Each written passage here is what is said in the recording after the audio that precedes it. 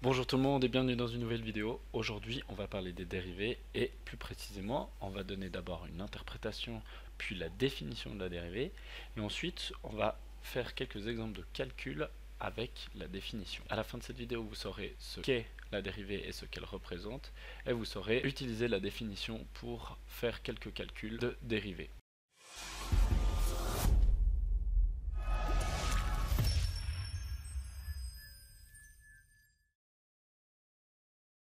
Donc on attaque tout de suite avec l'interprétation et la définition. Donc ici, j'ai dessiné le graphe d'une fonction que j'ai appelée f en rouge. Et il faut savoir que au début, quand on a une fonction, on n'a que son expression mathématique. On n'a pas du tout le graphe. Donc on n'a aucune information dessus. Et le but, ça va être par le calcul d'obtenir le plus d'informations possible sur cette fonction. Et une des informations très importantes, c'est de savoir à quels endroits est-ce que la fonction elle est en train de croître ou en train de décroître. Et pour cela, eh bien, on va regarder déjà à un certain point. Donc par exemple, on va commencer par ce point-là.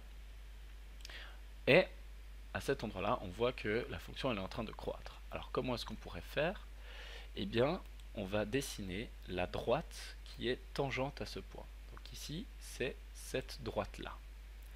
Et vous remarquez que la pente de cette droite, elle est positive. Et donc, ce qu'on va faire, c'est que on va regarder à chaque fois la pente de la droite tangente au point. Si cette pente, elle est positive, eh bien la fonction sera en train de croître. Alors, pour vous montrer que ça marche bien, si on regarde un endroit où la fonction est en train de décroître, par exemple ici, et qu'on dessine la tangente à ce point, comme ça, et on voit que la pente elle est négative et donc elle est bien en train de décroître. Donc c'est le signe de la pente de la tangente au point qui va nous dire si la fonction est en train de décroître ou croître. Alors maintenant la question c'est comment est-ce qu'on va calculer la pente de la tangente à l'aide de la fonction. Pour ça on va regarder un point ici qu'on va appeler A. À cet endroit de l'abscisse c'est A.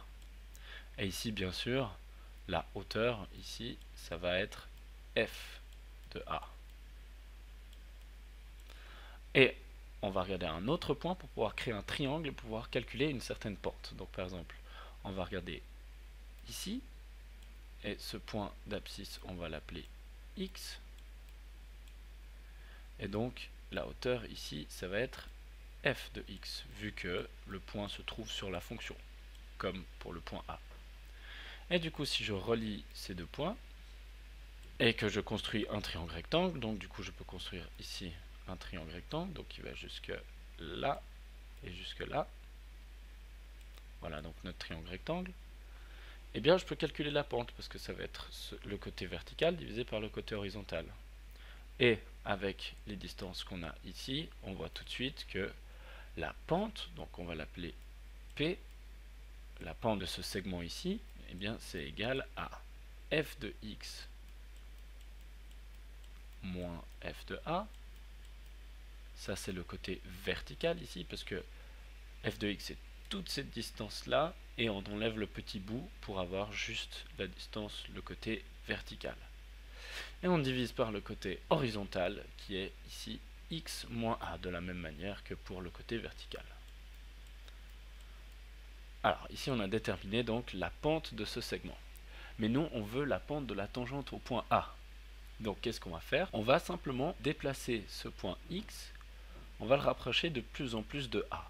Et vous allez voir ce que ça va faire. Donc si je l'approche déjà un petit peu, donc ici, donc ça c'est mon nouvel endroit pour x, bien vous voyez que la pente va gentiment se rapprocher de la tangente en A. Donc si je m'approche encore un peu, donc par exemple ici, et que je relie les points, donc c'est toujours le même calcul, hein, vu que on appelle ce nouveau point tout le temps de la même manière, donc x.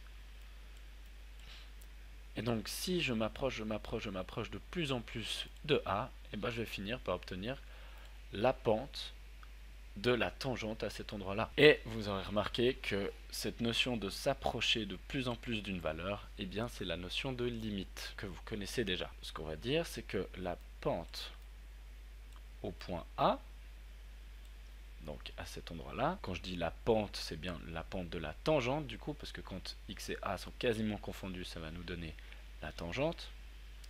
Et bien ça va être la limite justement lorsque x se rapproche de a, donc lorsque x tend vers a, de ce même calcul-là, parce qu'on fait toujours le côté vertical divisé par le côté horizontal, et donc c'est la même expression, donc de f de x moins f de a divisé par x moins a. Et ça donc, ça nous donne la pente de la tangente au point A. Et ça, c'est exactement ce qu'on va appeler la dérivée au point A. Et on va le noter avec un petit prime. Et ça s'écrit comme ça, donc f prime au point A, ici, parce que c'est là où on a étudié, et bien ça va être justement la limite lorsque x tend vers A de f de x moins f de a divisé par x moins a. Voilà, ça c'est la définition de la dérivée. Je répète, la dérivée, c'est la pente de la tangente. D'accord? Parce que c'est ce qui nous donne justement l'information que la fonction est soit en train de croître si la dérivée est positive, ou en train de décroître si la dérivée est négative. Et voilà, donc grâce à la pente de la tangente, donc grâce à la dérivée, on va savoir si la fonction elle croît ou elle décroît. Grâce à cette définition, en n'utilisant que f et quelques coordonnées. Donc maintenant, on va passer à quelques exemples de calcul. Donc, je rappelle rapidement la définition de la dérivée. Donc, f' au point A, ça va être donc limite lorsque x tend vers A de f de x moins f de A divisé par x moins A.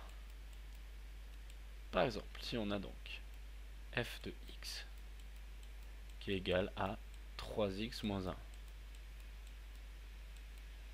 Donc ici vous remarquerez rapidement que cette fonction c'est une droite. Alors on va utiliser la définition, on aimerait calculer f' au point A, et du coup on va bêtement remplacer dans la fonction. Donc limite quand x tend vers A de f de x, donc je recopie simplement 3x moins 1,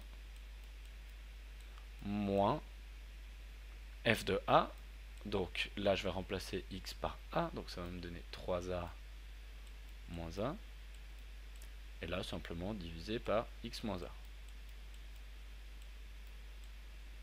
Donc ça nous donne limite lorsque x tend vers A de, alors au numérateur 3x moins 1 moins 3a plus 1 est toujours divisé par x moins a. Et là vous voyez tout de suite que on a un moins 1 plus 1 qui disparaît. Il nous reste alors limite lorsque x tend vers A de 3x moins 3a divisé par x moins a. Et là, on remarque qu'on peut mettre le 3 en évidence au numérateur. Ce qu'on va faire, x tend vers a de 3 fois x moins a divisé par x moins a. On voit que on peut simplifier par x moins a. Et du coup, on a juste 3. Et donc, du coup, la limite ne sert plus à rien. Et la réponse est donc 3. Et vous voyez que la réponse ne dépend pas de a. Parce que, effectivement, vu que c'est une droite, la pente est partout pareille. C'est juste une droite. Et donc, ici, elle vaut 3. Alors, si on prend maintenant un exemple un peu plus compliqué, donc, la fonction sera donc x carré moins 4. Et on aimerait calculer la dérivée au point A. On va utiliser la définition, donc f' au point A va être égal à limite lorsque x tend vers A de, alors f de x, donc x carré moins 4, moins f de A, donc a carré moins 4, divisé par x moins 1. Alors là, vous allez voir de nouveau qu'il y aura un moins 4, moins 4, donc plus 4 qui va se simplifier. Donc ça se supprime. On aura donc limite lorsque x tend vers a de x carré moins a carré divisé par x moins 1. Du coup, on voit que ici on peut utiliser une identité remarquable pour factoriser. On a donc limite lorsque x tend vers a de x moins a fois x plus a divisé par x moins a. Et là, comme avant, vous voyez qu'on peut simplifier par x moins a.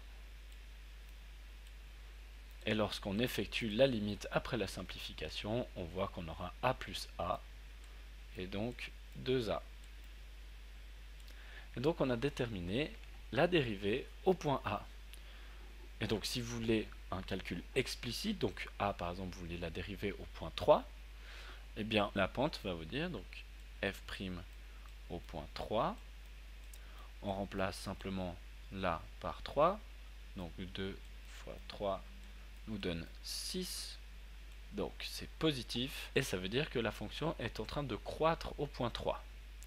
Si on prend f' de par exemple moins 1, on remplace, donc ça fait 2 fois moins 1, qui nous donne moins 2, et donc la fonction est en train de décroître à cet endroit-là. Voilà, c'est déjà tout pour cette vidéo. J'espère qu'elle vous aura plu et qu'elle vous aura aidé à comprendre ce que c'est la dérivée et ce qu'elle veut dire, graphiquement parlant, et que ça vous aura aidé à comprendre comment est-ce qu'on fait des petits calculs simples pour déterminer la dérivée pour des fonctions assez basiques. Merci de m'avoir écouté et je vous dis à très vite pour une prochaine vidéo.